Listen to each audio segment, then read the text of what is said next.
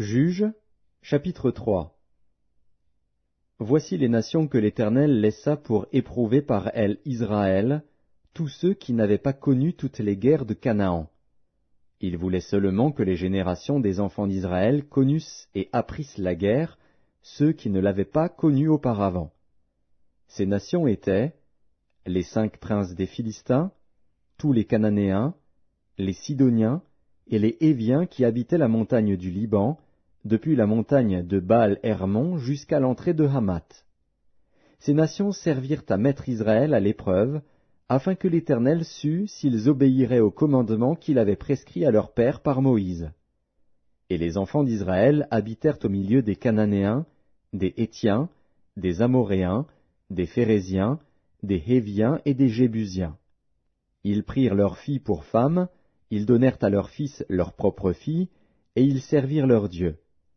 Les enfants d'Israël firent ce qui déplaît à l'Éternel, ils oublièrent l'Éternel, et ils servirent les Baals et les idoles. La colère de l'Éternel s'enflamma contre Israël, et il les vendit entre les mains de Cushan-Rishéataïm, roi de Mésopotamie. Et les enfants d'Israël furent asservis 8 ans à Cushan-Rishéataïm. Les enfants d'Israël crièrent à l'Éternel, et l'Éternel leur suscita un libérateur qui les délivra, Othniel, fils de Kénaz, frère cadet de Caleb. L'esprit de l'Éternel fut sur lui. Il devint juge en Israël, et il partit pour la guerre.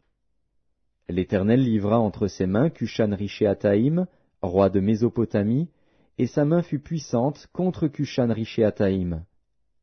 Le pays fut en repos pendant 40 ans, et Othniel, fils de Kénaz, mourut.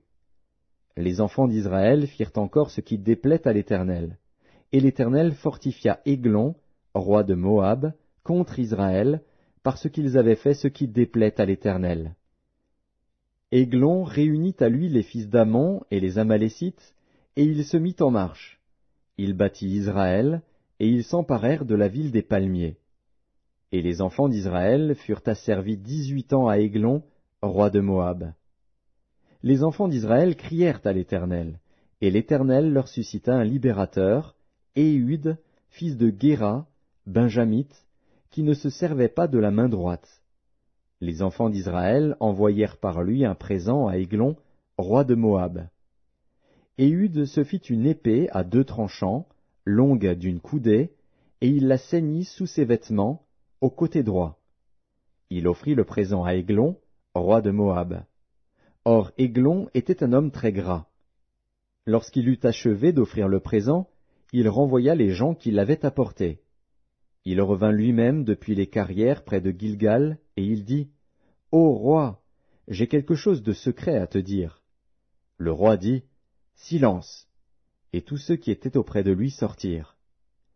Éhud l'aborda comme il était assis seul dans sa chambre d'été, et il dit, « J'ai une parole de Dieu pour toi. » Églon se leva de son siège.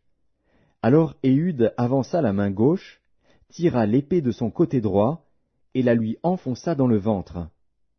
La poignée même entra après la lame, et la graisse se referma autour de la lame, car il ne retira pas du ventre l'épée, qui sortit par derrière. Éhud sortit par le portique, ferma sur lui les portes de la chambre haute, et tira le verrou. Quand il fut sorti, les serviteurs du roi vinrent et regardèrent, et voici, les portes de la chambre haute étaient fermées au verrou. Ils dirent, « Sans doute il se couvre les pieds dans la chambre d'été. » Ils attendirent longtemps, et comme ils n'ouvraient pas les portes de la chambre haute, ils prirent la clé et ouvrirent, et voici, leur maître était mort, étendu par terre. Pendant leur délai, Éhud prit la fuite, dépassa les carrières, et se sauva à Seïra. Dès qu'il fut arrivé, il sonna de la trompette dans la montagne d'Éphraïm. Les enfants d'Israël descendirent avec lui de la montagne, et il se mit à leur tête. Il leur dit, « Suivez-moi, car l'Éternel a livré entre vos mains les Moabites, vos ennemis. » Ils descendirent après lui, s'emparèrent des gués du Jourdain vis-à-vis de Moab, et ne laissèrent passer personne. Ils battirent dans ce temps-là environ 10 000 hommes de Moab, tous robustes, tous vaillants, et pas un n'échappa.